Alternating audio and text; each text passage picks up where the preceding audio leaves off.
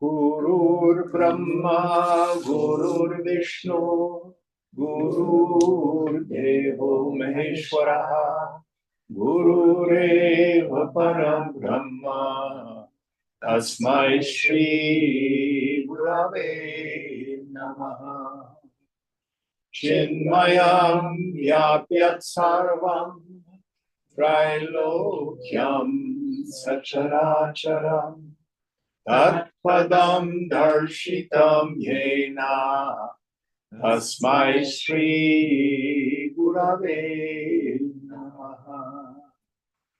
Tvameva Mata cha Pita Tvameva Tvameva Bandhuscha Sakha Tvameva Tvameva Vedyadravindam Tvameva Tvameva Sarvam Mama Deva Deva Tvameva Sarvam Mama Deva Deva. Jai Guru. Well, welcome everyone to our Mandukya Upanishad class. So this particular Upanishad comes from the Atharva Veda. So we have a Shanti mantra that's associated with it. Some of us know it. So let's go through it line by line to learn it for those of you who are new. So I will chant the line first and then you can repeat after me. Om Bhadram Karnebi Shrinuyama Devaha. Together. Om Bhadram Karnebi Shrinuyama Devaha. Bhadram Pashe Makshabhirya Jatraha. Bhadram Pashe Makshabhirya Jatraha. Stirai Rangai Stushtuභagum Sastanubihi. Stirai Rangai Stushtuභagum Sastanubihi. Vyashema Devahitam Yadayuhu. Vyashema Devahitam Yadayuhu. Swasti na Indro Vridhashravaha. Swasti na Indro Vridhashravaha. Swasti na Starksho. No, that's not right. Swasti na Pusha Vishwavedaha. Swasti na Pusha Vishwavedaha. Swasti na Starksho Arishtanemi. Swasti na Starksho Arishtanemi. Swasti no Brahaspatir Dadhatu. Swasti no Brahaspatir Dadhatu. Om Shanti, Shanti, Shanti. Om Shanti, Shanti, Shanti. And Puneet, would you read the English for us? Or someone who has the copy of it? Oh, okay. I can do it. Please, Wendy. Om, O gods, may we hear auspicious words with the ears while engaged in yagnas. May we see auspicious things with the eyes while praising the gods with steady limbs. May we enjoy a life that is beneficial to the gods. May Indra of ancient fame be auspicious to us. May the supremely rich or all-knowing Pusha, God of the earth, be propitious to us. May Garuda, this destroyer of evil, be well disposed towards us. May, can't do that, Brihaspati ensure our welfare. Om, peace, peace, peace. Okay, and we'll work on this a little bit more each week until we can learn it. So a little bit about Mandukya. It is the subtlest, the most advanced, and the shortest of the principal Upanishads. It's only 12 mantras. It is probably post-Buddhist, meaning it probably was written sometime after 500 BCE, but before the beginning of the Common Era. Some scholars push it 100 or 200 years into the Common Era, but I doubt it. I think it's a little older than that. It is traditionally studied with the Gaudapada Karika. What's a Karika? Karika is what they call a gloss. A gloss is margin notes. So it's not quite as extensive as a bhashya, which is a commentary. So if we study Shankara's bhashya, very complete commentaries. If in this particular version you will see Chinmaya bhashya, Swamiji's commentary. So we've got Swamiji's commentary, which by the way is based on Shankara, on the Gaudapada Karika, on the Upanishad. So this particular, who is Gaudapada? That's a good question. Gaudapada was the guru of Govindapada, who was the guru of Adi Shankara. So his grandfather guru. So we date Shankara 788 to 820. So this was probably the Karika written maybe around the year 700. Right around there. It's old. But it's in the classical period. It's not super ancient. It's not Vedic, nor is it in the medieval period like Vidyaranya, which we study, in the 14th century. Roughly contemporary with these works. You'll find that he has pushback on Buddhism.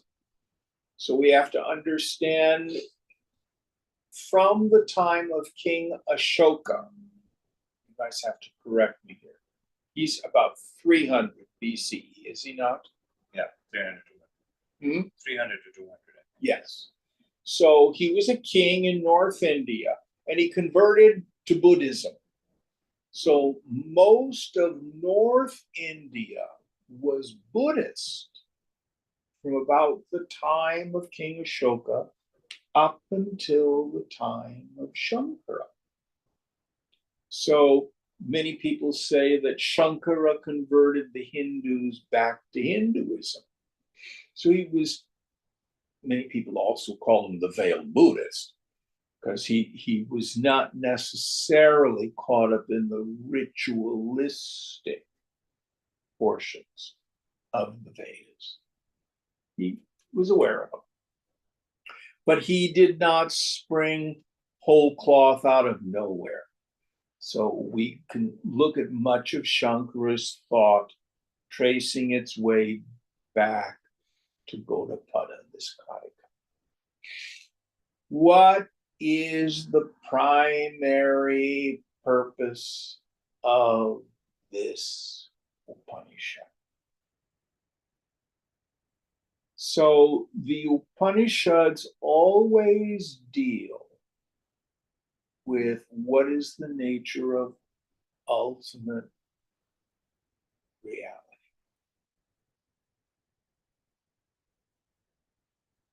Are you a sniveling little individual body grunting and sweating your way through life And hopefully, if you do enough of the right puja, the right churchy things, you'll go to Swarga, heaven, in a time after death.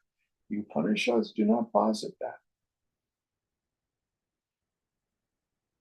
Fundamental teaching of the Upanishads is the essential essence of a human being, and what God is are the same.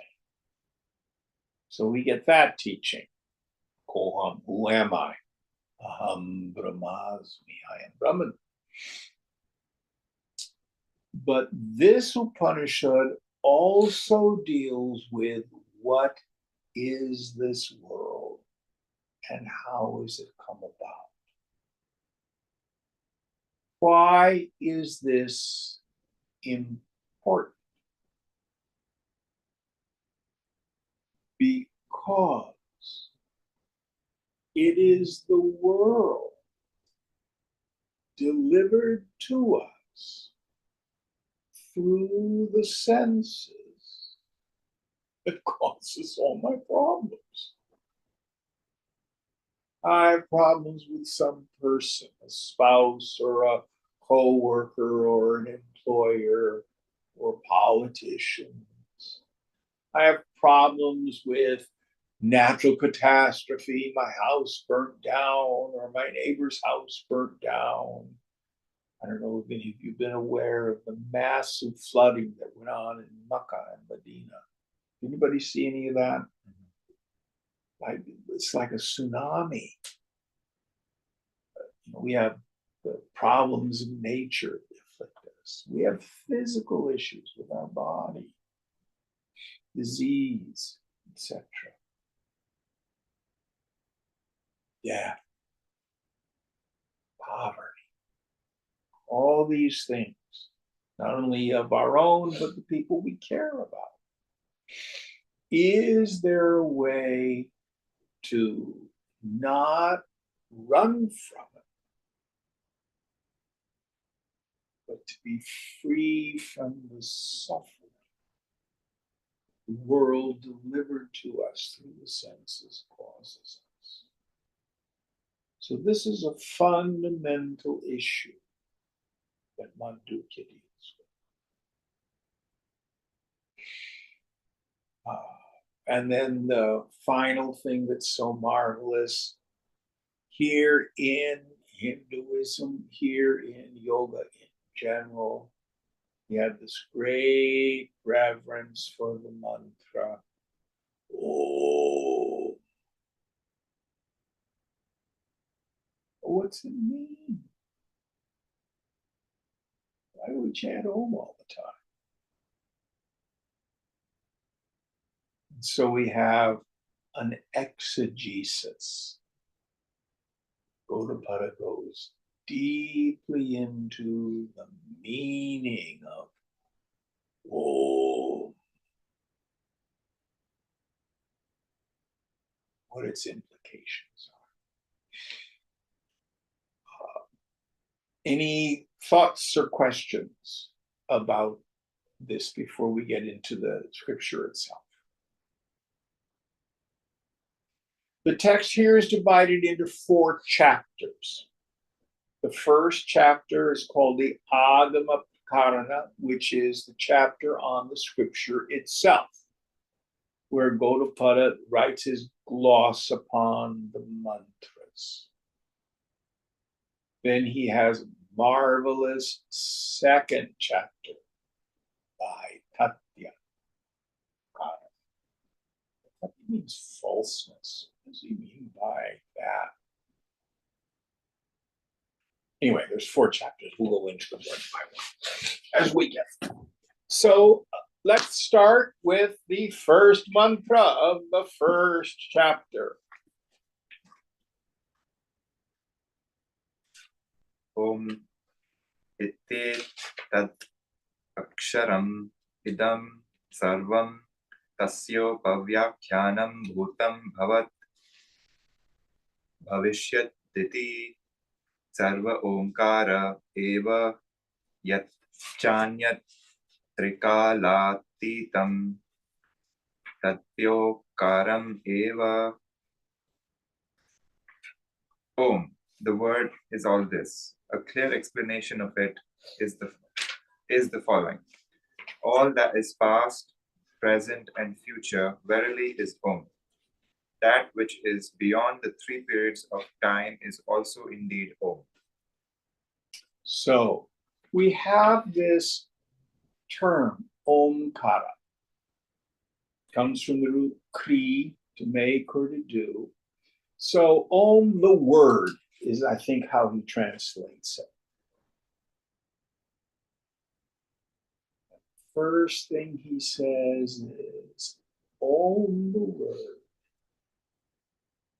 is all this, meaning the phenomenal universe is all the sound syllable for the infinite.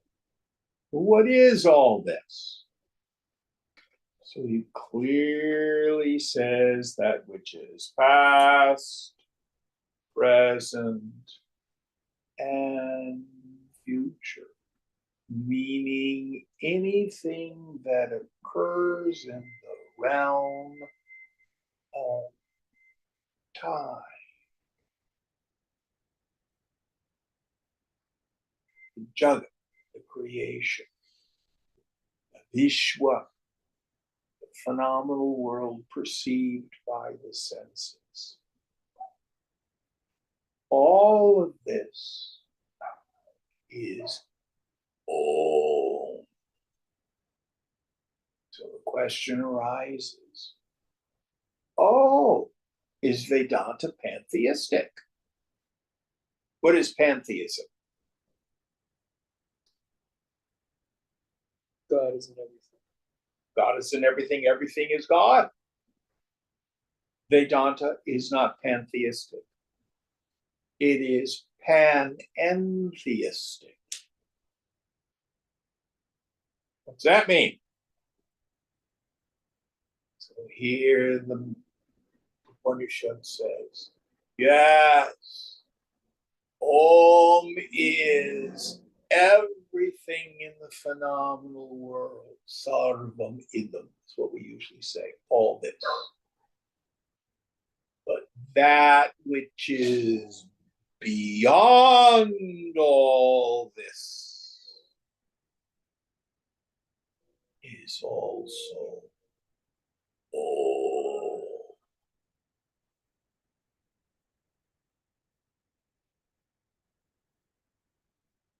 What's beyond all this?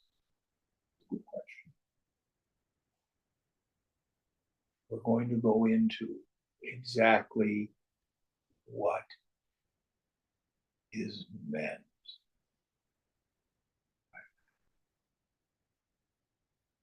So the technical terms that we have to discuss this is what we call Sa Guna Brahman and Nir Guna Brahman. Sa means with, Nis, it changes because of the Sunday.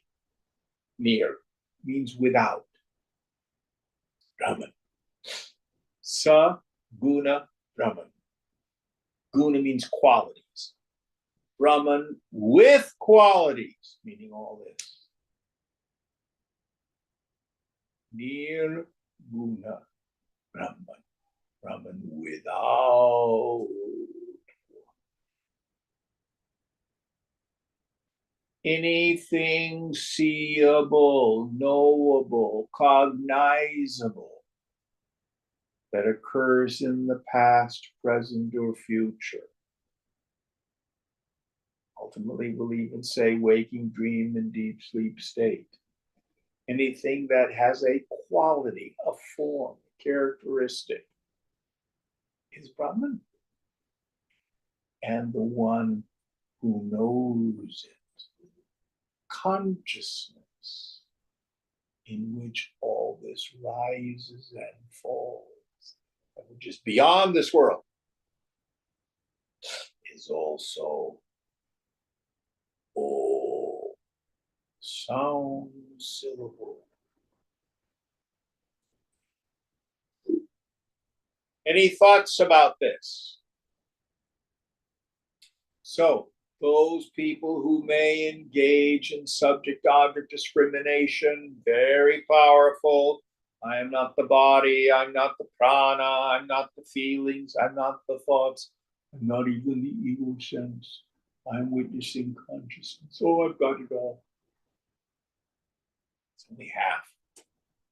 How do you know it's not complete? Leave me alone, let me go meditate and revel in Brahman. This world is so bad. Evil. Suffering. No, you've only got half the picture. Sarvam kalvidam Brahma. Sarvam idam, all this. Oh, verily, is Brahman. Is all.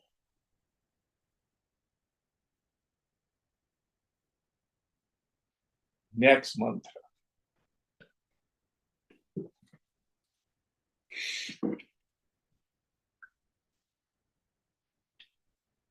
Sarvam Ketad Brahma Yamatma Brahma Soyamatma Chatushpat.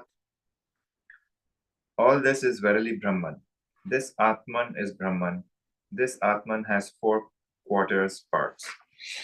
So, in this mantra, we have one of the great Mahavakyas, the profound supreme utterances, great sayings. I am Atma Brahma. This self is Brahma. So here, if we have confusion about what is meant by all, Upanishad says, oh, what we mean is Brahman. What is Brahman? Is that a person? We have to be very clear. There's Brahma, the creator. We don't mean that. Masculine noun ending in A. Brahman, neuter noun. That's the neat thing about ultimate reality in Sanskrit. You don't have to worry about it's the wrong gender or one I can't relate to. Now, you're the Sanskritist here. I think the root bur means big and powerful. Yeah. That from which everything comes. Ultimate reality.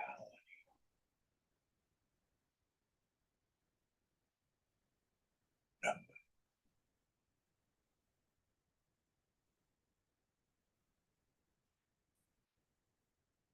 And where is it? So, one of the ways we can look at this, most spiritual teachings say God is omnipresent, God is everywhere.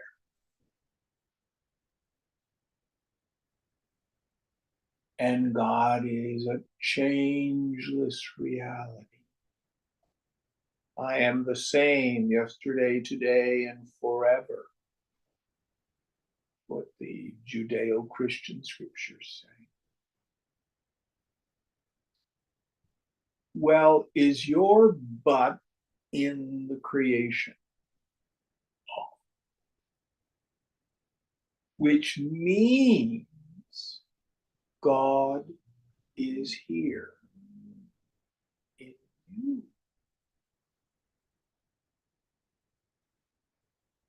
What about me is unchanged? Certainly not my body. You got a snivelly cold? Yeah, How long have you had it? this past week. Yeah. Did you have the Snively code 2 weeks ago? No. Yeah, body's changing. Anybody looking in the mirror and says, "Oh gosh, I'm aging." Body changing. So obviously, that cannot be that which is eternal and unchanging. What about my mind? Oh, changes all the time. My thoughts constantly changing. What this mantra thunders, if we inquire into the subject itself, the ground of being, the no.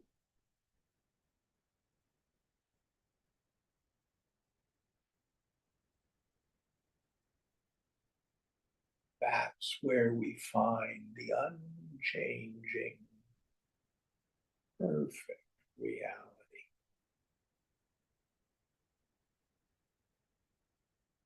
Where is God?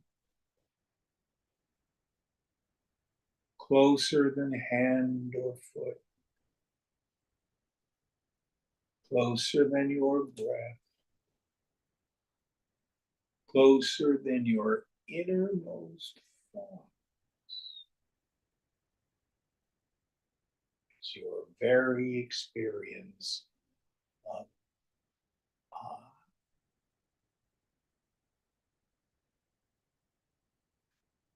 Then the mantra concludes by saying this self is divided into chatushpada, 4 quarters. Actually, pada means foot. And we don't mean like the 4 feet of a cow. We mean we're going to discuss the dimensions of all. 4 subjects. You have to be very careful, because when we get to the 4th, which is called Turiya, it is not another mind state. We'll get to that. Any questions about this mantra? I have a question about Om. Yes. Like the sound, did they just hear it? Like why wasn't just let it Om sound? It's a very interesting question. There's lots of theories that when you see a baby, the first sounds they go is like the first letter.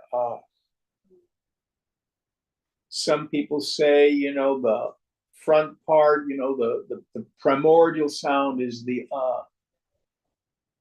very deep back part of sound is ooh, and ma is when sound leaves the lips. But we call the Upanishads, the Vedas themselves, Shruti. What does Shruti mean? Literally. Shravana, Shruti. That which is heard. That which is heard. As opposed to Smriti. What's Smriti? That which is remembered. Yes. So these were divine revelations. How it came about, way above my pay grade. Also heard the sounds ah, oo, and ma are raw sounds. So kind of like the primary colors that can make everything else through combination. I like it. I don't know if that's helpful. It was heard. All right, next mantra.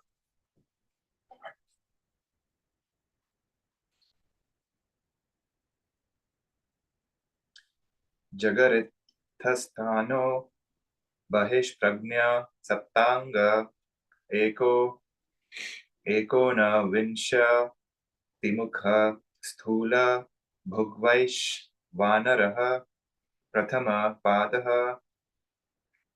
The first quarter pada is Vaishvanara, whose sphere of activity is the waking state, who is conscious of the external world of objects, who has 7 limbs and 19 mouths, and who enjoys the gross objects of the world. Yes. So it's not some monster. 17 limbs and mouth everywhere. This is all mystic symbolism. So Vaishwanara, not as a person who's aware of the Vishwa, the phenomenal world. So here the mantra labels the first quarter as the one who cognizes the world in the waking state.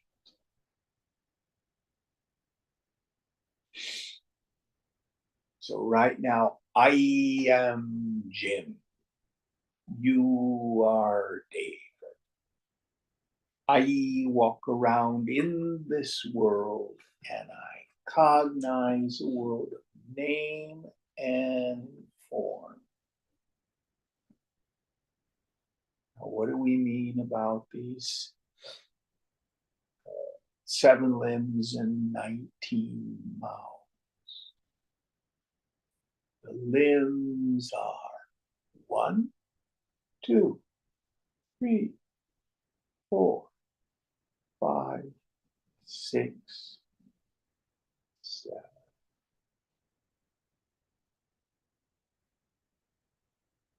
Holes by which data enters. The 19 mouths, let's see if I can remember them all.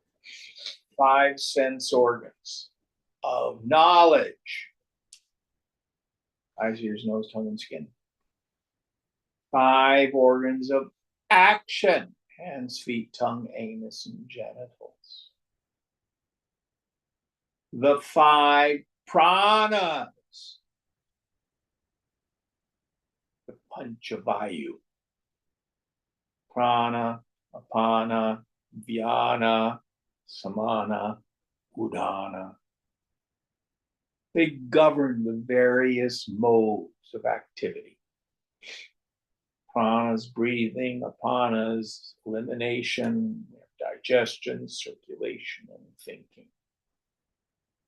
It's 15. Manas, 16. Buddhi, 17. Chitta, the flashlight quality that I can focus attention on this or that. And Ankara is the 19th. So it's not about a monster. It's about what is it that makes up this Vaishwanara, the being who cognizes the world in the waking state. Did I get those right? Did I get the 7 limbs right? What would you say? I can't remember what manas and bodhi are. Manas is mind, buddhi is intellect.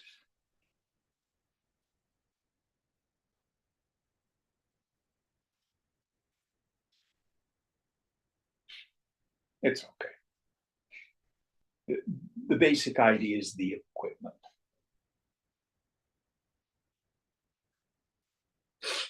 Yeah, I think so. Yeah, all right. So this is Vaishwanara, the waker, who cognizes the world of objects. Next mantra. Swapnasthanonta prajna saptanga एको न vishva vinshati mukha pravivikta bhuktai jaso dvitiya padaha. The second quarter, pada, is Taijasa, whose sphere of activity is the dream state, who is conscious of the internal world of objects, who has 7 limbs and 19 mouths, and who enjoys the subtle objects of the mental world. So now we have U, the second matra, the second letter. And this is Taijasa. This is the word that he's calling it. And this is the dreamer. The person who's aware of the dream state. So for most of our dreams, what you'll have is a dream body. And from that dream body, it becomes a locus of perception. I peep out at the dream world from the dream body. I see dream objects. And I have dream thoughts and feelings. But it is a different world than the waker. I called my friend Isabel this morning. I had a dream about her last night. This wasn't her actual apartment in Washington, D.C. I was there and there was interaction. And then they moved the Louvre Museum into a building right next door. I thought she'd be very happy that they moved the Louvre next door. She thought that was very funny. I woke up. Isabel wasn't there, nor was the Louvre. All different world that we see. In the dream states, what not? So that means dream. So the second quarter is this world. Now, what about the 7 and the 19 again? Well, we have all the same perceptions in the dream state we do in the waking state. We see, hear, taste, touch, smell. We run. We act. We feel. We think. We remember. All the same activities that occur in the waking state occur in the dream state. What is the difference? It is a subtle. It is sukshma. Vibration. But to the dreamer, it is just as real as the waking state is right now. Can you prove that you're not dreaming this class this morning?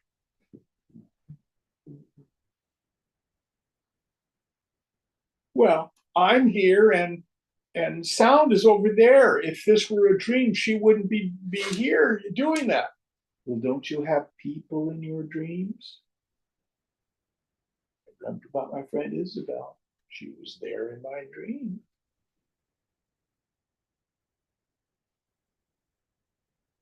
How can you prove that this is not a dream? Well, what is the way in which I prove the unreality of the dream? What is it that does that? I don't know how you got there. Or waking up. Starts. Waking up. Oh. You don't examine it in the dream. You only wonder how you got there from the waking state. For most people, I guess you can say, "How did I get here in the dream state?" Does that ever happen in your waking state reality? It does to me. Here I am. How did I get here? But I wake up. So the test for reality, listen carefully, is that which is never subject to negation. Something that always is, it never ceases to be. So the way in which I determine the unreality of the dream state is I wake up. Where's the dream? It's gone. So it becomes difficult in the waking state as I think I can't negate it. We'll go into this. Actually, those are a lot of false assumptions. First pada, Vaishwanara, the knower of the waking state reality. Second pada, Taijasa, knower of the dream state. Any thoughts on this? And they're mutually exclusive. When you're asleep, you're not aware of the dream. When you're dreaming, you're not aware of the waker. Sometimes you have what's called a lucid dream. Oh my God, I'm dreaming. But that's very rare for most people. All right, next one.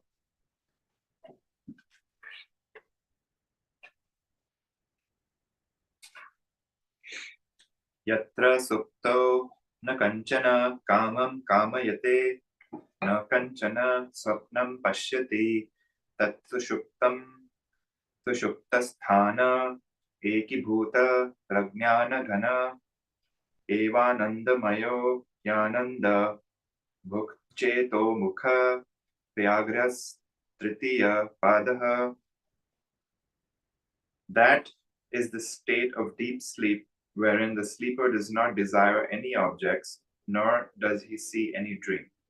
The third quarter pada is the prajna, whose sphere is deep sleep, in whom all experiences become unified or undifferentiated, who is verily a homogeneous mass of consciousness, entire, who is full of bliss, who is indeed an enjoyer of bliss, and who is the very gateway for the projection of consciousness into the other two planes of consciousness, the dream and the waking. All right, this is very dense.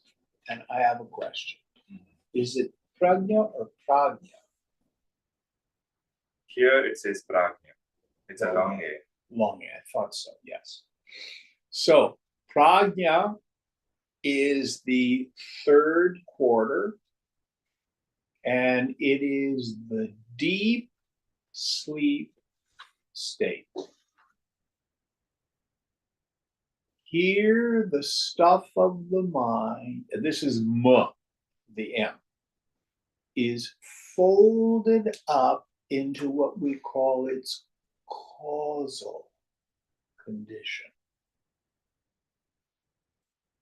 It becomes the gateway for the waking state and the dream state.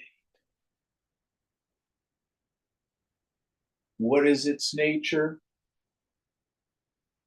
I know nothing. And I can't even have the thought, I know nothing. I can only determine that in memory. Oh, I slept so soundly.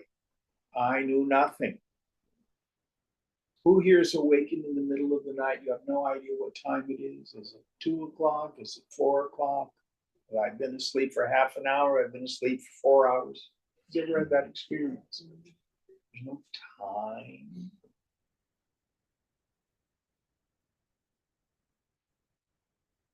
And if it's 5 o'clock, oh, I must have been in deep sleep so long. Sushupta, deep. Now, here the Upanishad begins to point at a very important fact. Who here has gone through a period of their life where there have been stressors? There's been financial trouble or job stuff, or a loved one isn't well, or there's been a death in the family. You know, there's been some stressors. And where do they go when you're asleep? Go. And the more stressful your life is, and you can't sleep, what's that feel like? Who's here had periods of insomnia? It sucks, doesn't it? Yeah. Why? Because we aren't getting the rest, the removal of the world that happens in deep sleep. This is why people want to be drunk, want to take Valium, get addicted to oxycodone. It blots out the world. So there's an important lesson here. Now, listen carefully. I'm not saying the goal of life is to be loaded and asleep all the time. But you must have an active mind in order to be miserable. You do not need the mind in order to be blissful. And we prove it every night.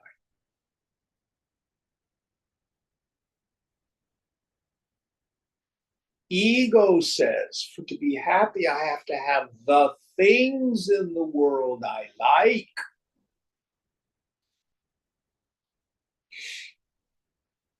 So, for example, you've been really working hard on getting your green card, right? Yeah. Do you want a green card when you're in deep sleep? Go. What does that say? You can be very happy without a green card when you're in deep sleep. You see? Nothing wrong with wanting a green card. I'm not judging it. Mm-hmm. What I'm saying is, what it proves to us is something very important about the mind. It is the jonesing that is the suffering in the end, not the lack of the people, places, things, and conditions. That's what ego tells me. Ego says in order to be happy, people, places, things, and conditions have to be the way I want them. Yeah, very happy in deep sleep.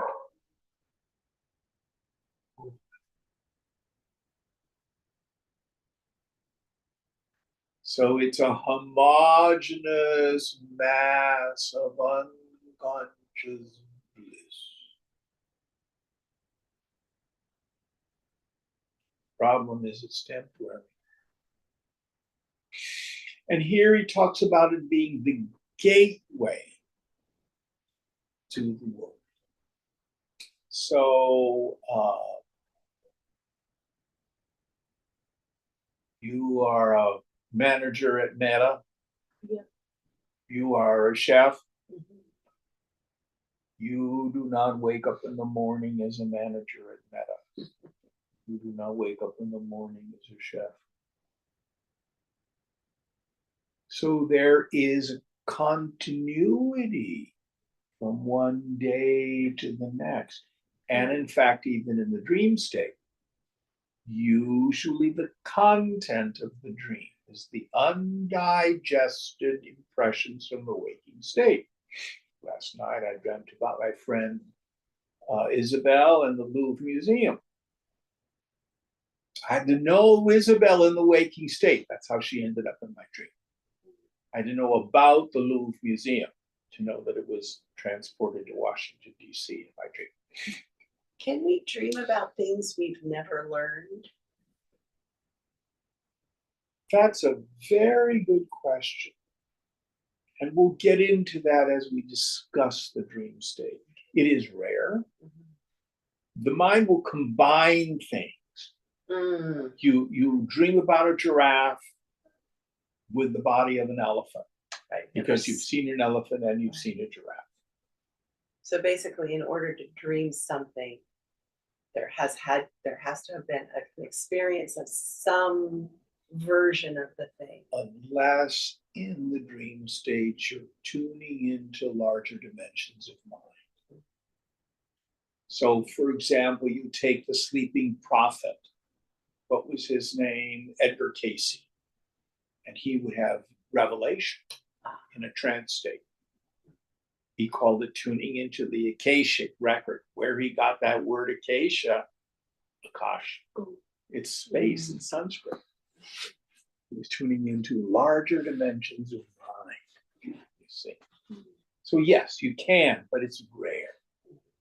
99.9% of all our dreams are the undigested impressions of the waking state.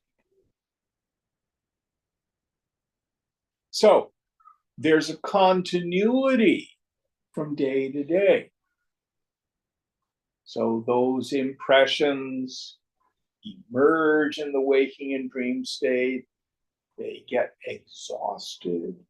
And what happens when those vasanas have expressed themselves and they've been exhausted? It's sleepy. Mind goes.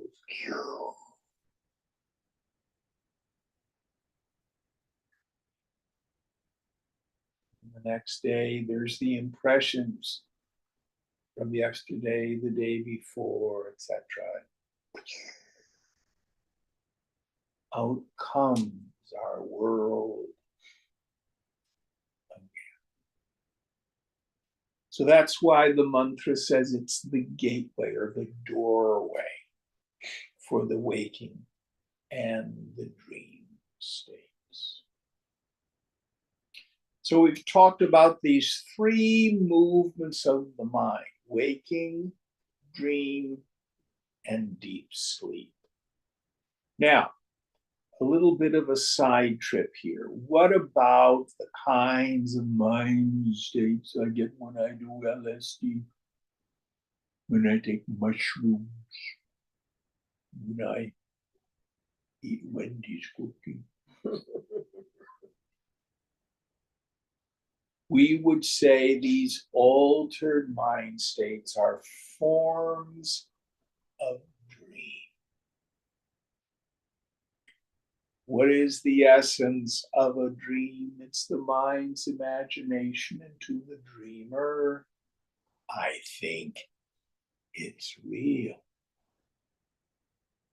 I take MDMA and there I am on the dance floor with all my friends. Oh, I love everybody. It's all God. Oh, it's so wonderful. Everybody's so beautiful.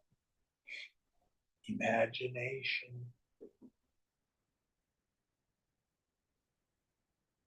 What's our test of reality? Cannot be negated. So did it have a beginning and an end? Did it have change as part of its nature? Yep. Sat, not real. Nitya, not eternal.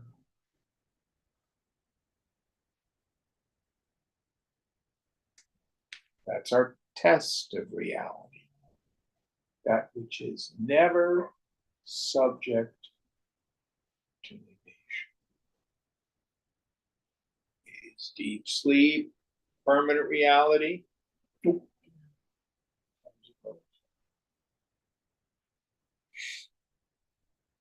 So what I like to say about psychedelic trips, these sorts of things, is they are a double samsara. They are an illusion about this world, which is an illusion about what's real. double samsara. And the drug state will tell you that it's real.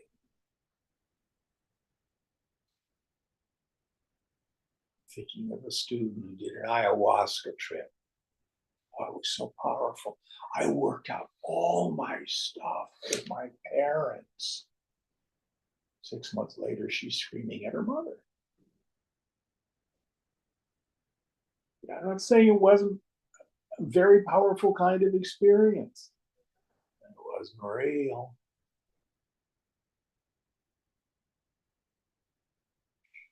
All right, next mantra. This should be what, 5? Yes. Oh, yeah, sorry, 6. We're on 6 now? Yeah. Okay, and this will be the end of the mantra section so far, and then we'll go into Karikas. Esha Sarveshwar, Esha Sarvagnya, Eshontar, Yam Esha Yoni Sarvasya Prabhavyapyayo Ki Bhutanan. This is the Lord of all. This is the knower of all. This is the inner controller. This is the source of all. And this is that from which all things originate and in which they finally dissolve themselves. So is he talking about the Turiya or or Ma? Uh, I lost where we were. I think this is Turiya. yeah, he doesn't say this is the 4th, but it is, I think, the description of the Surya. I think. See what's No, wrong he with still this? says deep sleep, actually. Yeah, I think it's deep sleep. Yeah, he's still on the Ma. This is the controller of all. This is the source of all. What does he mean by this? Why do I do what I do? All action has desire as its cause. Where does the desire come from? Vasana. What is a vasana?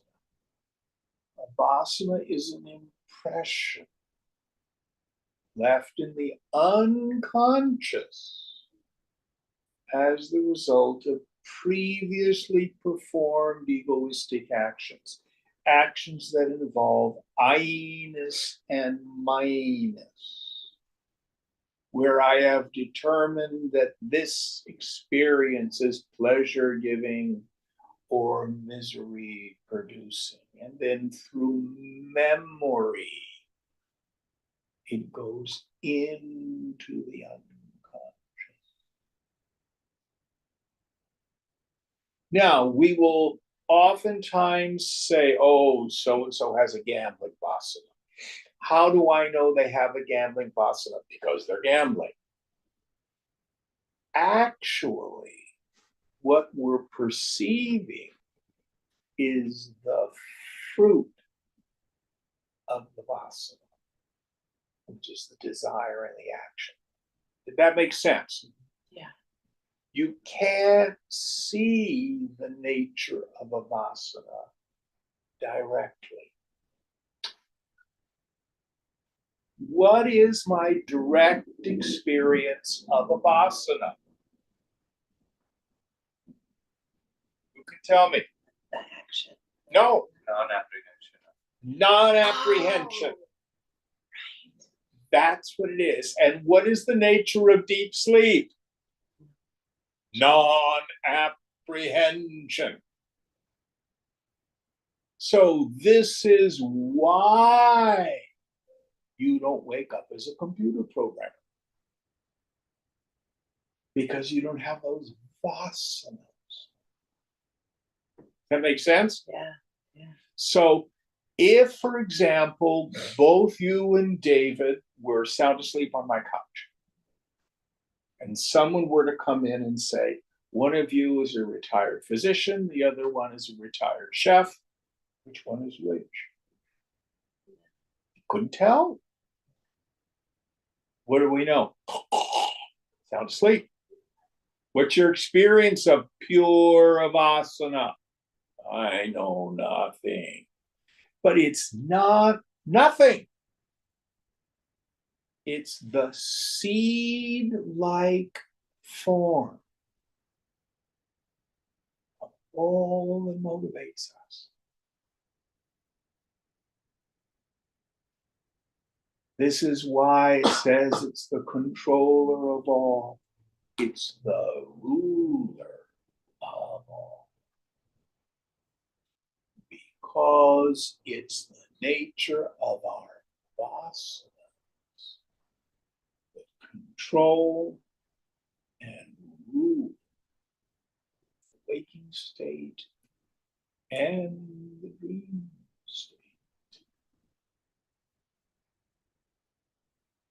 And they occur in their seed-like or potential state, in the state of deep sleep. Deep sleep is the state of pure vasana. Now, in other scriptures, we'll talk about avasana has two powers. Remember, Varana Shakti and Vikshepa Shakti. Varana Shakti is non-apprehension. Vikshepa Shakti is projecting power. So in the dream state and in the waking state, we have both. Non-apprehension of myself as Brahman, and the projection. I see phenomena, and I think the phenomena is real. And I think I, the individual knower of that phenomena, both the dream state and the waking state, is real. In deep sleep, there's no Vikshepa Shakti, just Varana Shakti. Just the state of pure ignorance. But in that ignorance are the potentialities, the seeds of the desire and the actions. The image I use in a lot of classes, when I used to live on Turk Street in San Francisco, I used to grow dahlias in my backyard. And a bulb of a dahlia, they all look basically the same. So in the fall, when they were all finished blooming, I'd dig them up and I'd put them in paper sacks and I'd label them. And then we had to give them a fake winter. So we had a refrigerator in the garage downstairs. So we would put the bulbs in the refrigerator because they won't bloom the next year. It was too warm. They need the cold snap in order for them to think it's winter. And I would frequently then sometimes store them on the hood of this old 59 Cadillac we had in the garage. We had a leak upstairs and flooding all the way through into the garage downstairs. And of course, the paper sacks that I'd labeled all got soggy and wet. They kind of melted. I go downstairs, there's dahlia bulbs all over the hood of the car, down on the floor, stuff like that. Picking up the bulbs. Is this a pom-pom? Is this a dinner plate, one that's red or yellow? Couldn't tell. Why? Because they were in their potentials. So that's the state of mind in deep sleep. The asanas are there, just in their seed form. Their nature is non-apprehension. Here, the author of the Upanishad calls this prajna. So we've got Vaishwanara, waking state, Taijasa, dream state. Yeah. Deep sleep. All right, I think that finishes the mantra portion, and I think we have then several karikas after that, correct? Yeah. So I think this is a good place to stop. Om Purnamada Purnamidam Purnat Purnamudachyate Purnasya Purnamadaya Purnamevavashishyate. Om Shanti Shanti Shanti. Hari Om. Shri Guru Namaha. Hari Om.